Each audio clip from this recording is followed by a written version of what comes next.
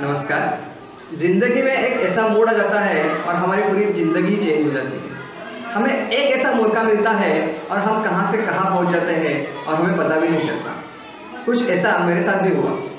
मैं देखा जाए तो मैं ज्ञान सेतु के साथ नॉर्थ ईस्ट में कल यहाँ के बच्चों को पढ़ाने के लिए, यहाँ की सौंदर्यता देखने के लिए, यहाँ के प्रॉब्लम्स जानने के लिए आया था। पर आज मैं पार्वतीपुर असम का निवासी हूँ। 2019 में हमारी 6 लोगों की टीम असम राज्य के पार्वतीपुर इस छोटे गांव के भास्कर संस्कार केंद्र में 6 दिनों का साइंस और मैथ्स का वर्कशॉप लेने के लिए आई थी। जाने से पहले हमारा एक छोटा वर्कशॉप भी हुआ था, जिस वर्कशॉप में हमें यहाँ के बच्चों को क्या पढ़ाना है, कैसे हैंडल करना है, या इन बच्चों की मेंटालिटी कैसी है, ये सब बताया गया था। मुझे पहले से सामाजिक किसी जगह पे सामाजिक कार्य करने की बहुत इच्छा थी। खास करके नॉर्थ ईस्ट में कुछ काम करने की मुझे बहुत इच्छा थी, पर ऐसा कोई स्थान नहीं मिल रहा था, ऐसी जगह नहीं मिल रही थी कि जहाँ पे मैं अच्छे से काम कर सकता हूँ या मैं अच्छे से रह सकता हूँ, या वहाँ पे ज़्यादा ज़रूरत है मेरी। यहाँ पार्वतीपुर में भास्कर संस्कार केंद्र नाम का एक केंद्र चलता है, जो केंद्र चाय बगान मजदूर के जो बच्चे हैं उनको शिक्षा देने के लिए और उसके साथ साथ ही खाली शिक्षा नहीं है, संस्कार देने के लिए भी संस्कार देने का काम भी यहाँ पे चलता है।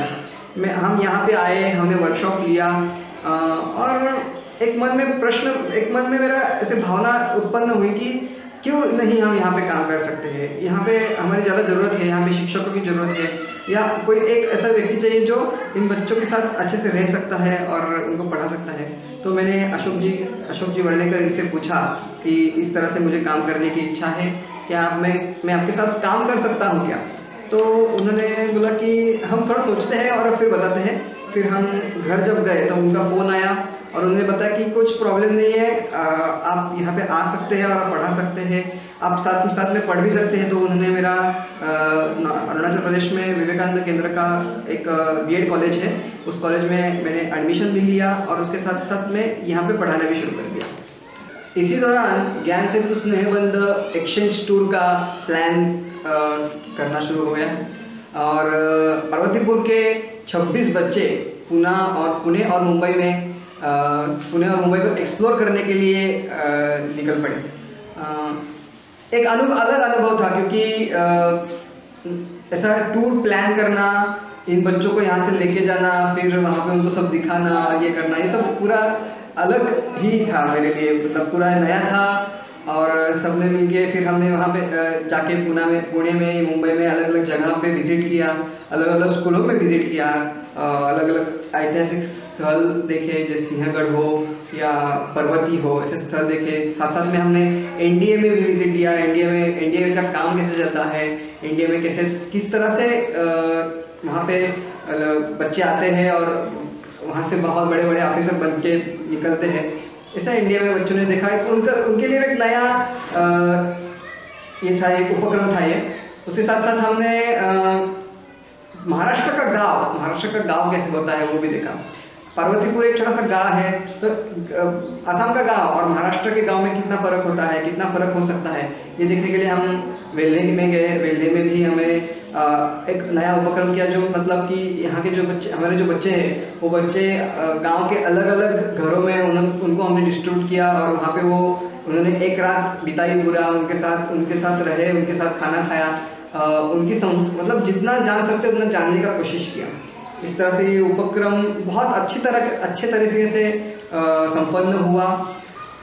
आज पार्वतीपुर में लगभग रह के मुझे लगभग 1.5 साल होने को है, 1.5 साल हुआ है। इस 1.5 साल में मैंने बहुत कुछ सीखा, बहुत कुछ जाना गांव के बारे में, इस समाज के बारे में, या ऑल ओवर नॉर्थ ईस्ट के बारे में। इससे पहले मतलब मैं तो शहर से बिलोंग करता हूँ, तो शहर कैसा होता है, सब शहर में रहा हूँ, शहर में सब शिक्षा जो मेरी हुई है शहर में हुई है। गांव का इतना अनुभव नहीं था, पर यहाँ पे आके पूरा भी गांव का अनुभव हुआ है, पूरा गांववासी बन गया हूँ मैं। बच्चों को पढ़ाना, बच्चों के साथ घुल मिल कर रहना, उनके साथ मैं सोता भी हूँ, उनके साथ खाना भी खाता हूँ। इस तरह से उनसे इंटरेक्शन चलता ही रहता है। उनको मैं इंग्लिश पढ़ाता हूँ, इंग्लिश सब्जेक्ट, क्योंकि यहाँ का जो मीडियम है वो असमिस मीडियम है। असमिस तो मैं इतना जानता नहीं हूँ, अभी थोड़ा सीख रहा हूँ। पर इंग्लिश पढ़ाता हूँ। यहाँ पे जो बड़े बच्चे हैं उनको कंप्यूटर में सिखाता हूँ, बेसिक कंप्यूटर जितना मैं जानता हूँ उतना कंप्यूटर के बारे में बताता हूँ, सिखाता हूँ। इस तरह से मैं यहाँ पे पढ़ना और उनके साथ पूरा उनका होके रहना, ये सब कर रहा हूँ। कुछ त्यौहार होने से हम घूमने जाते हैं, जैसे दुर्गा पूजा होगा तो दुर्गा पूजा देखने के लिए जाना, या बिहू हो तो घरों में जाके पिठा वगैरह खाते हैं, या कुछ पूजा वगैरह होगा घर में तो प्रसाद वगैरह लेने के लिए जाते हैं। बीच बीच में वो भी मुझे बुलाते हैं कि भैया चलो आइए आज चाय पियेंगे अपने घर में।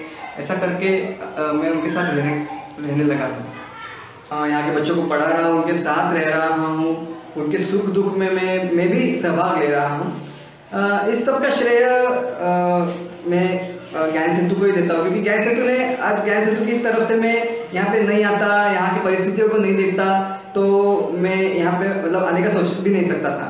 इसलिए मैं ज्ञान सिंधु की पूरी टीम को, उसके साथ साथ ही अशोक जी, अलका जी, वर्णेकर, इन दोनों का बहुत तहे दिल से शुक्रिया अदा व्यक्त करता हूँ और यहाँ पे रुकता हूँ। धन्यवाद।